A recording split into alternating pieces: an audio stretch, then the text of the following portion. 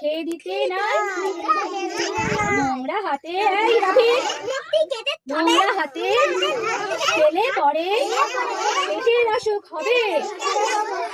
নখটি কেটে হাতটি ধুয়ে তবেই খেতে হবে। সেথায় সেথায় থু খেলে নোংরা করবে না। চুল আঁচড়ে চিরুনিতে ময়লা রাখবে না। ধুলোর মাঝে চলতে গেলে না থাকতে হবে।